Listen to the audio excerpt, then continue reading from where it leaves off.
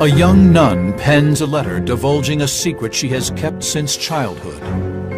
But the Vatican fears the letter's explosive contents would shock the world and keeps it locked away for nearly 50 years. Were we warned nearly a century ago that if we did not change our ways, we were doomed? If so, who heard the warning? 1917. Just outside the village of Fatimah, Portugal, 3 shepherd children claim to experience visions of the Virgin Mary. According to legend, the apparition shared with them 3 cryptic secrets about mankind's dark future. Shrouded in mystery for 83 years, the final part of the prophecy may have foretold the ultimate cataclysm. A nuclear World War III, unfolding in our lifetime. There was much speculation on this secret. What is behind it? Why is it not revealed? Will it speak about the end of the world?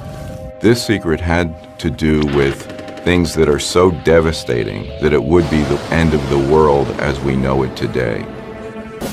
The second secret culminated with yet another warning. This one about the political and economic phenomenon that was sweeping the world during this time: communism, and its perpetrator, Russia. According to Lucia, Mary had said, "I shall come to ask for the consecration of Russia to my Immaculate Heart. If my requests are heeded, Russia will be converted, and there will be peace. If not, she will spread her errors throughout the world, causing wars. Various nations will be annihilated." A consecration is an entrustment of something to God, a country or a person or something placed under the protection of God or the Blessed Virgin Mary. Our Lady warned that in Russia an evil would begin, which was communism, which would spread its errors around the world. It's through communism that, we got godless government because they were atheistic. In 1917, revolution swept through Russia, ousting the Tsarist family, and soon after creating a communist dictatorship, the Soviet Union. Rivals for power were soon eliminated, including religious leaders. They destroyed the churches, they destroyed the religious articles, they murdered thousands of civilians and said, "It is the power and authority of government now that will exceed God in your lives." Charles Sidney Gibbs, January 19th, 1876 to the 24th of March, 1963. He was a British academic who from 1908 to 1917 served as the English tutor to the children of Emperor Tsar Nicholas II of Russia. When Nicholas abdicated the throne in March 1917, Gibbs voluntarily accompanied the imperial family into exile to the Siberian village of Topolisk. After the family was murdered in 1918, Gibbs returned to the United Kingdom and eventually became an Orthodox monk, adopting the name of Nicholas in commemoration of Nicholas II. Gibbs died in 1963 and is buried at Headington Cemetery, Oxfordshire, England.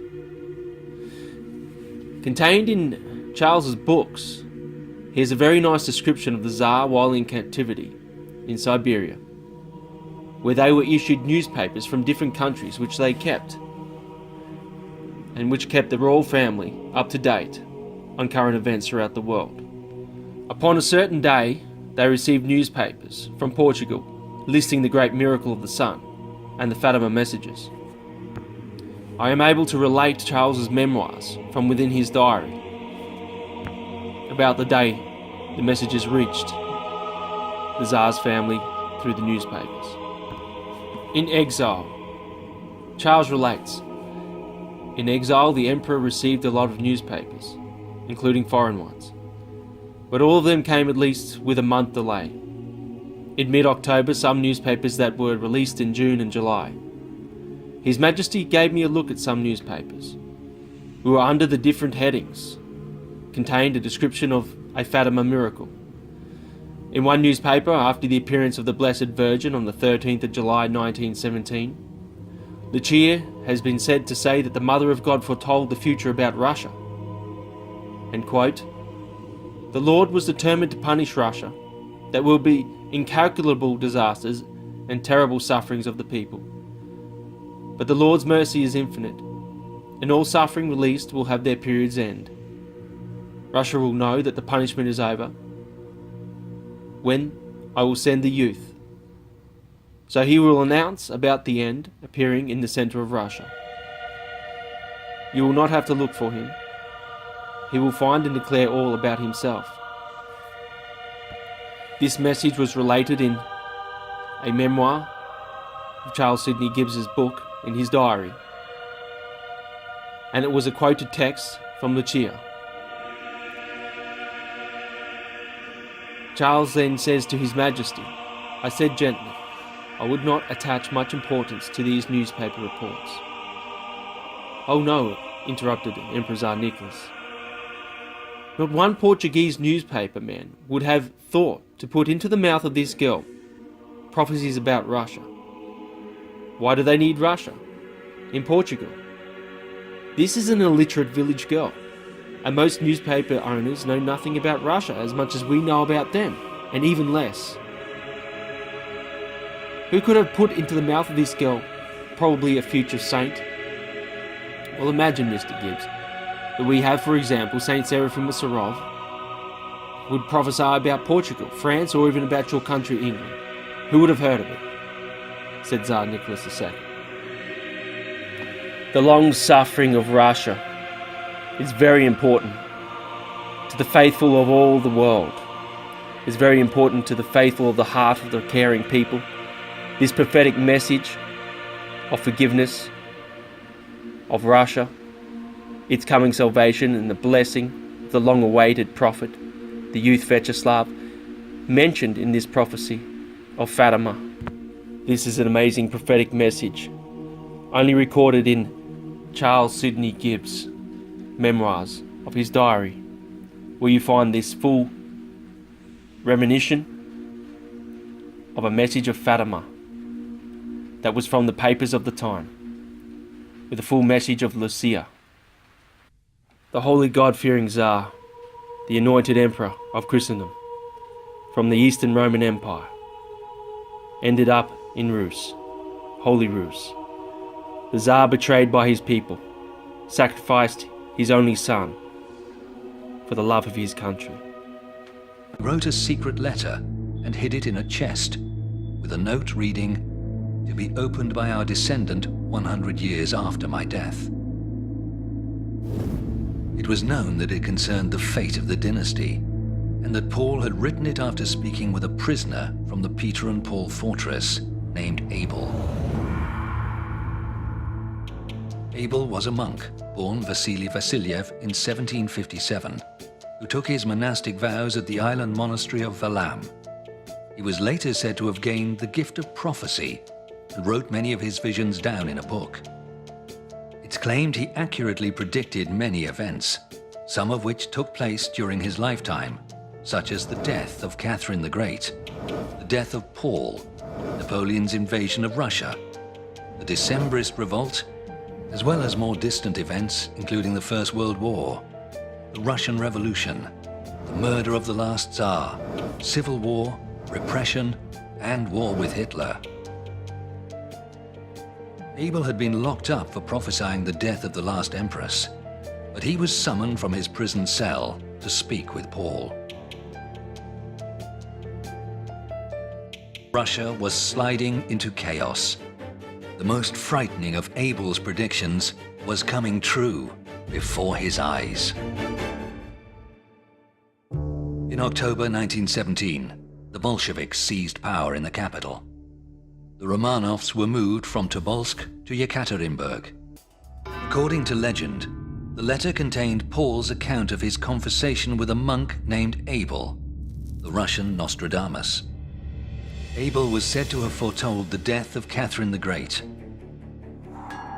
Paul's own murder, the war against Napoleon, the burning of Moscow, The revolt of the Decembrists in the reign of Nicholas I, Alexander II's abolition of serfdom, the assassination of Alexander II, and the order and peace of the reign of Alexander III. Of Nicholas II, he said, "The Holy Tsar, who is like Job the long-suffering, he will have the mind of Christ, the patience and purity of a dove. A crown of thorns will replace his Tsar's crown. He shall be betrayed by his people, as was the Son of God. A great war will be fought. People will fly in the air like birds and swim underwater like fish. They shall destroy each other with stinking sulfur. Treason shall grow and multiply. On the eve of victory, the Tsar's throne will fall. Blood and tears will water the earth. A peasant with an axe will take power, and the plagues of Egypt will begin." Alexei was sick, so his father carried him in his arms. The family were ordered down into the cellar and told to arrange themselves for a photo, which would be used to quash rumors of their death.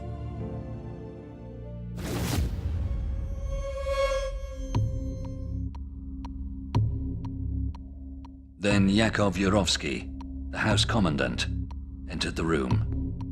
He announced that they had been sentenced to death by the Presidium of the Ural Soviet.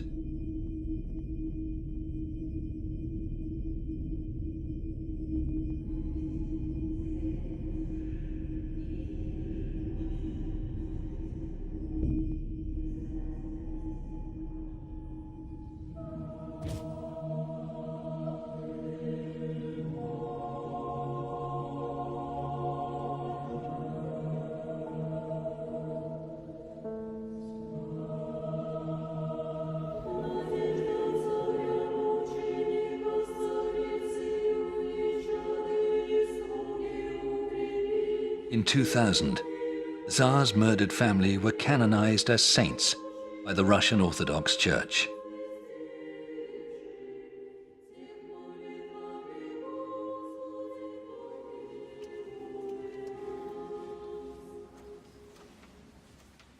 In spring 1918, a few months before her death, Grand Duchess Olga wrote, "My father asked me to tell those who remained loyal to him that they should not avenge him, as he has forgiven all and prayed for all.